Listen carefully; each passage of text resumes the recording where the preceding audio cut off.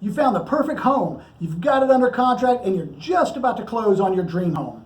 Well, don't let your dream turn into a nightmare by falling victim to wire fraud in your real estate transaction. Stick around and we're going to talk about what that is and how to protect yourself from it.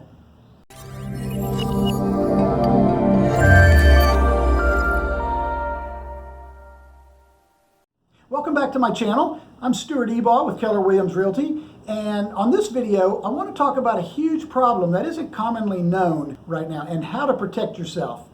We're talking about wire fraud in your real estate transaction. The FBI says that Americans lost nearly $150 million last year in real estate scams, and that's up 1,000% since 2015. And they also think that only about 15% of those crimes even get reported. So we're really talking about a $10 billion problem. So what's going on here? Well, hackers are using the multiple listing services and the public sites like Zillow and Trulia, looking for properties that are in a pending sale status. And then they start to profile the parties that are involved in that transaction, the agents, the buyers, the sellers, the closing attorneys, so they can attempt to hack into their emails.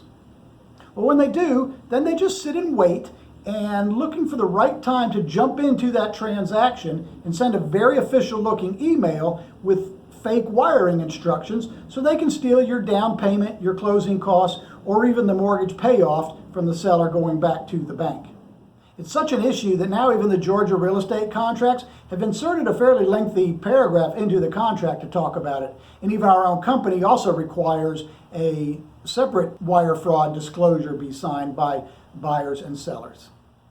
Well, let's go over 6 tips that can prevent a hacker from trying to steal your house before you even buy it. Number 1, just be aware that this is even going on. You'll have a heightened sense of awareness to keep an eye out for it when it comes time to wire your money.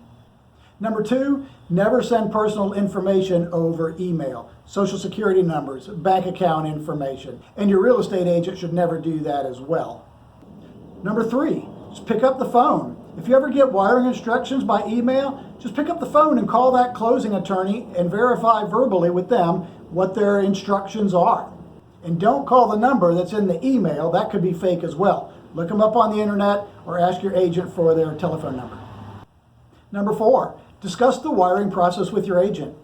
You'll probably talk about it up front and early on, but it could be a while before you find a house and actually get close to closing and to the point where you need to be wiring money. So it may not be something you're thinking about at the time. Hopefully your agent will bring that subject up again to you. Number 5, change your passwords often. Of course, the internet security experts always preach that, but really how many people truly do that? And number 6, set up 2-factor verification, where you need a password and a code that's sent to your phone or other device enabled to log on. So there you have 6 tips to help keep your money safe and avoid wire fraud in your next real estate transaction.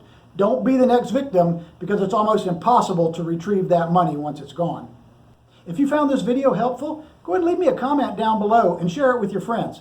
And if you haven't already subscribed to my channel, go ahead and click on that subscribe button right here.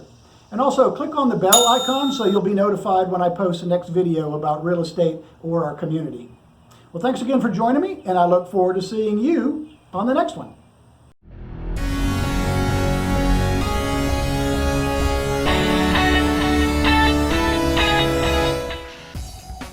Well, don't let your dream turn into a nightmare by and you're just now about to close, and you're just about to close. Stick around. We're going to talk about what that is and how